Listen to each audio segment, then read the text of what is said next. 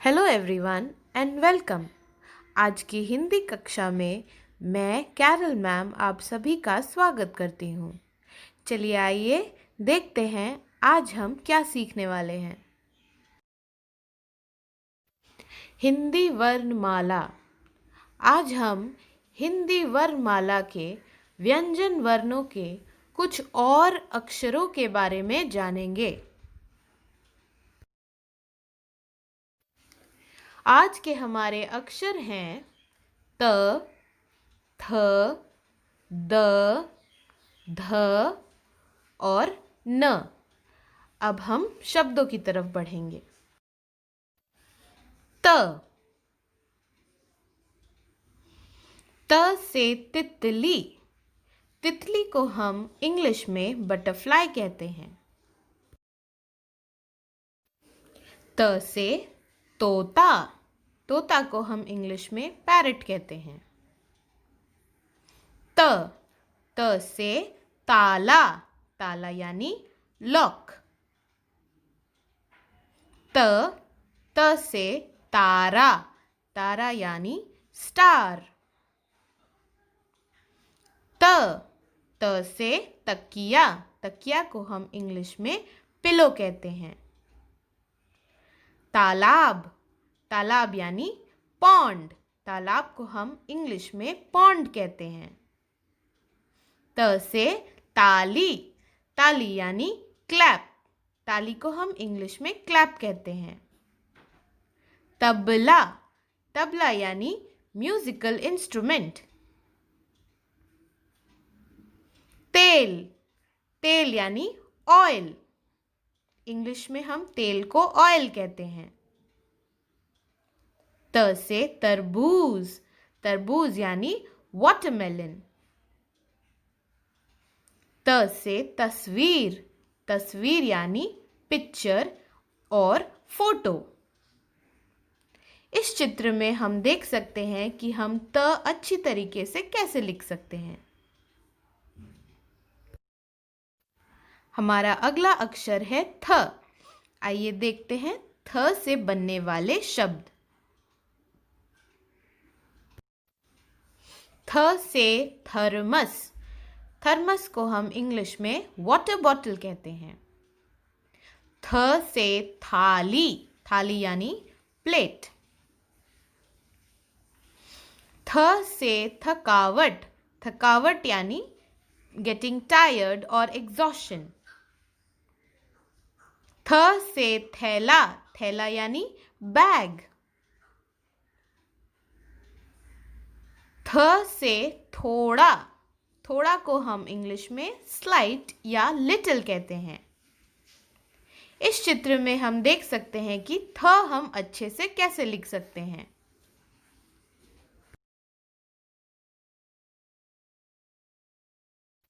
हमारा अगला अक्षर है द। चलिए देखते हैं द से बनने वाले शब्दों को।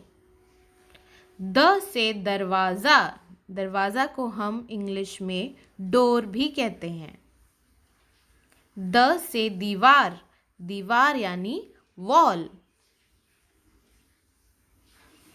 द से दवा। दवा यानी मेडिसिन जो हम बीमार होने पर खाते हैं। द से दूरी। दूरी यानी डिस्टेंस। हमें कोरोना वायरस से लड़ने के लिए एक दूसरे से दूरी बनाकर रखनी चाहिए। द से दांत। दांत यानी टीथ। द से दया। दया यानी काइंडनेस। हमें ज़रूरतमंदों के प्रति दया की भावना रखनी चाहिए। द से दही। दही यानी योगर्ट और कर्ड। इंग्लिश में हम दही को योगर्ट या कर्ड कहते हैं। द से दूध। दूध यानी मिल्क। द से दो। दो यानी नंबर 2। द से 10। 10 यानी नंबर 10। द से दाल। दाल यानी पल्सेस। इंग्लिश में हम दाल को पल्सेस कहते हैं। द से दिन, दिन यानी डे।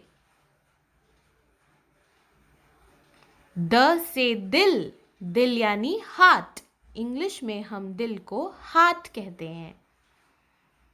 द से दोस्त, दोस्त यानी फ्रेंड। फ्रेंड हम सबके प्यारे होते हैं। इस चित्र में हम देख सकते हैं कि द हम अच्छी तरीके से कैसे लिख सकते हैं। हमारा अगला अक्षर है ध। ध से धागा, धागा को हम इंग्लिश में थ्रेड भी कहते हैं। ध से धुआं, धुआं यानी स्मोक। ध से धूल, धूल को हम इंग्लिश में डस्ट कहते हैं। ध से धन, धन यानी मनी। ध से धड़कन, धड़कन यानी हार्ट बीट। धड़कन को हम इंग्लिश में हार्ट बीट कहते हैं। धक्का, धक्का यानी पुश। धब्बा, धब्बा यानी स्टेन, दाग। धरती, धरती यानी अर्थ, जिसमें हम रहते हैं। ध से धूप, धूप यानी सनलाइट। इस चित्र में हम देख सकते हैं कि ध हम कैसे अच्छी तरीके से लिख सकते हैं। हमारा अगला और आखिरी अक्षर है न। न से नदी यानी कि रिवर। न से नया, नया यानी न्यू। न से नल, नल यानी टैप। न से नगर, नगर यानी सिटी। न से नारियल, नारियल यानी कोकोनट। न से नाश्ता, नाश्ता यानी ब्रेकफास्ट। न से नाना, नाना यानी ग्रैंडफादर। न से नानी, नानी यानी ग्रैंडमदर। न से नाटक, नाटक को हम इंग्लिश में ड्रामा भी कहते हैं। न से नाग, नाग यानी स्नेक। न से नीला, नीला यानी ब्लू। न से नौ, नौ यानी नंबर 9। इस चित्र में हम देख सकते हैं कि न हम अच्छी तरीके से कैसे लिख सकते हैं। अब हम देखते हैं आगे के अक्षर कैसे लिखने हैं। हम शुरुआत करेंगे त से। हम इन्हीं तीनों काली लकीरों का इस्तेमाल करेंगे, यानी कि ब्लैक लाइंस। एक स्टैंडिंग लाइन, फिर बनेगा एक स्लीपिंग लाइन और स्लांटिंग लाइन, और आखिर में डालेंगे स्लीपिंग लाइन। ये बन गया त। अब हम लिखते हैं थ। ऐसा गोल आकार बनाएंगे, फिर उसको घुमा के 2 जैसा लाएंगे, और फिर एक स्टैंडिंग लाइन, फिर छोटा सा स्लीपिंग लाइन। ये बन गया थ। ध्यान रखिए कि ये जो स्लीपिंग लाइन है, इस सर्कल को यानी कि गोल आकार को छूना नहीं चाहिए। अब हम लिखेंगे द। छोटा सा स्टैंडिंग लाइन, फिर सी जैसा, फिर उसको घुमा देंगे और लास्ट में स्लीपिंग लाइन। बन गया द।